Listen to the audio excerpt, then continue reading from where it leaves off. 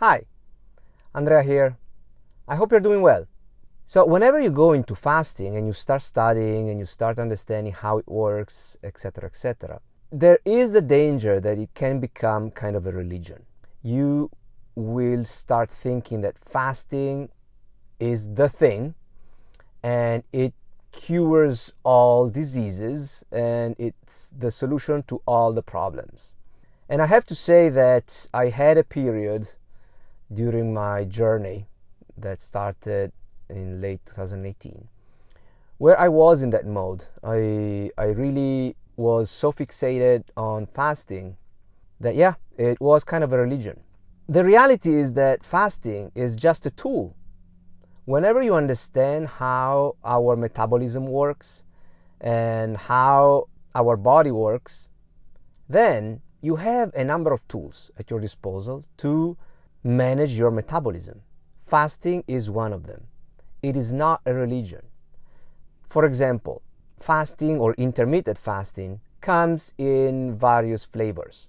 So there is a daily intermittent fasting, there is a 5-2 alternate day fasting, whatever. There are many ways of doing it. And the moment we humans attach these labels, like intermittent fasting and then 16-8 or 18-6 or OMAD or whatever, whenever we do that, then for whatever reason our brain goes into that mode that, okay, I need to be strict. That is a religion. I need to do it that way. But if you think about it, the reality is that as humans, as animals on this planet, there is no rule. There is absolutely no rule.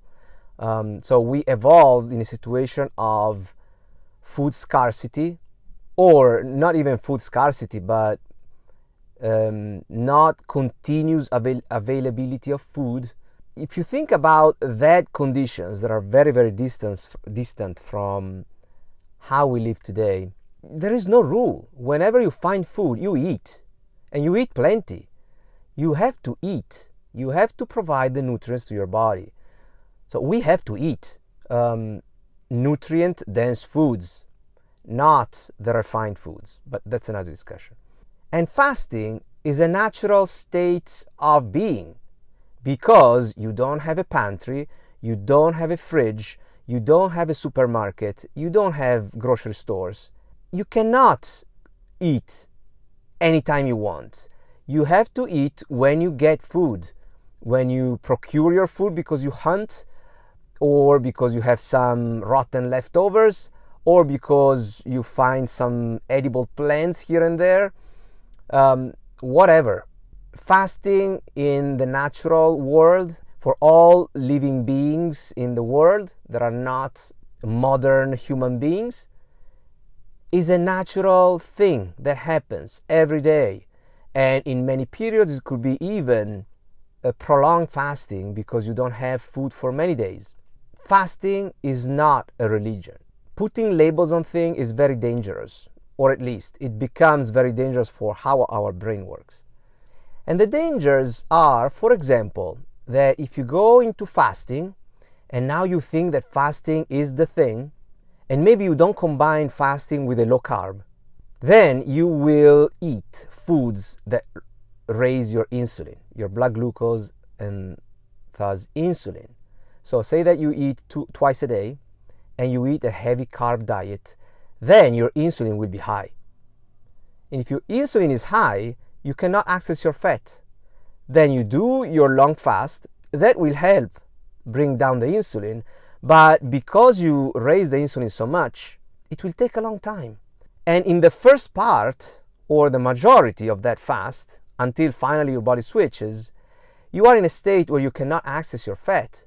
And if you don't have enough glucose reserves, so for example, if you do some activity or whatever, you will need glucose. You will need it, but you cannot make it out of fat. You will not have ketones, you will not have fatty acids, and so you will be hungry. You will be hungry, and your body will go after tissues that are not fat to actually produce energy. And those tissues are proteins. If your body is telling you to eat, you should eat Otherwise, your body will go after all the tissues that you don't want to lose. With the ketogenic diet, for example, you could run into the same problems, thinking that it's a religion and you have to follow it strictly and always calculate your macros, be 5% maximum carbohydrates, 20% proteins, all the rest fat. It's not a religion. I mean, all these things are tools that you have at your disposal. You have to understand the context and how your metabolism works, and then you can use these tools to your advantage. And obviously, in a first period, it's useful to use them in a strict way because it gives you a structure. Because you come from a modern approach to nutrition, which is completely unstructured, meaning that you eat whenever you want, whatever you want, then you need some structure. But don't get into the trap of thinking that that structure is a religion and you should do it always for your life, etc., etc. Your ultimate goal is to become metabolically flexible, insulin sensitive, and move to a diet where you mainly eat whole, natural, nutrient-dense foods. So if you do that, everything else will come in place. You will not be hungry and you will not need to eat continuously. And then when the time comes to eat, you eat plenty, you feast, and then you fast. Feasting and fasting might be another topic for another video.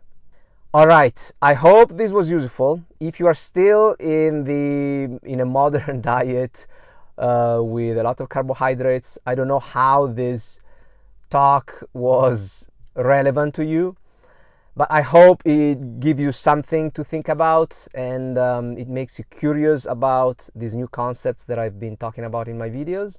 So if you like this video, please like it on YouTube, subscribe to my channel. If you have friends or family members that need help in weight loss, please share this video with them. If you are still stuck, if you don't know where to start, if you have questions, please contact me. We can chat. I can explain you a few more things.